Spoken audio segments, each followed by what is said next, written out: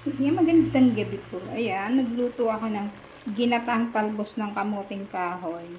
Which is kakaunti, nilagyan ko po siya ng sigarilyas. Ayan. At ang sahog niya ay yellow pea.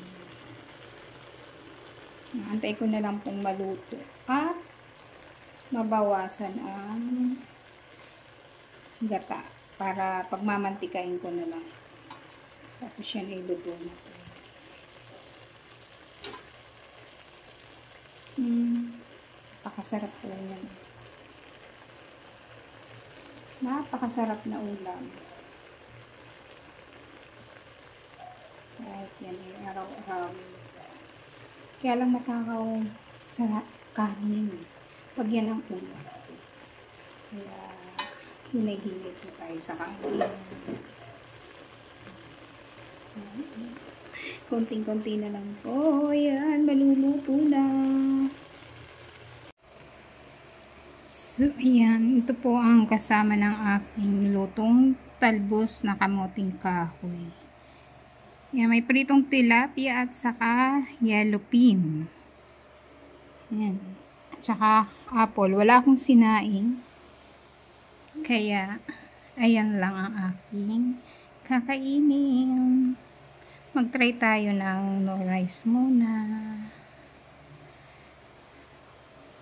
Yan. Ang mura po ngayon ng apple kasi yan, ang lalaki. 300. Hindi na masama. Ang talong naman ay 180 ang kilo. Ang okra po ay galing sa kapitbahay. Bigay po. Bagong-bagong harvest kaya masarap. Manamis-namis. Yan ang kaulam ng aking niluto. Yan, ito na po yung ginatang talbos ng kamuting kahoy na may sigarilyas. Ang lahok ay pritong yellow pea.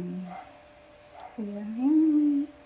Kain po tayo. Yun lamang. Maraming salamat po sa lahat ng nagsusubscribe sa aking YT channel. Please like and share naman po para lagi po kayong updated sa aking mga ina-upload na vlog. And subscribe. Thank you very much. Bye-bye.